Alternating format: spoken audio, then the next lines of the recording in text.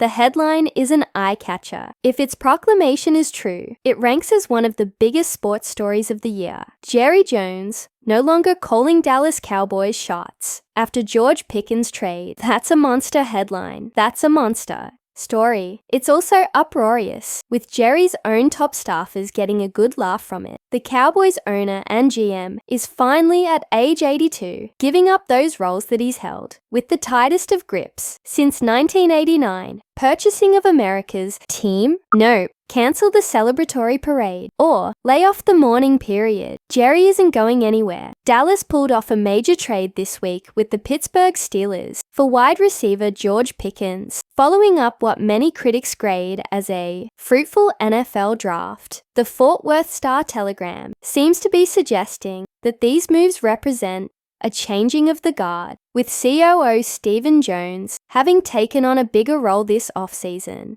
But we're told that Stephen, who already wielded a de facto GM level of authority around here, remains in the same position he's been in for years.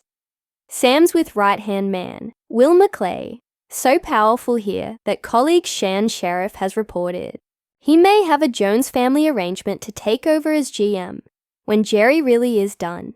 But for now, their younger Jones has for a decade been the driving force behind Dallas's conservative spending on outside free agents, a flip-flop from the wildcattin' way Dad used to roster build, which makes it all the more amusing to think that somehow, in the last 14 days, Stephen has suddenly put his fingerprints all over the franchise.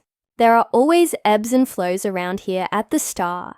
In terms of decision-making pushes, Jerry, Stephen, Will, and now new head coach Brian Schottenheimer can all be driving forces at different times. But that's not new.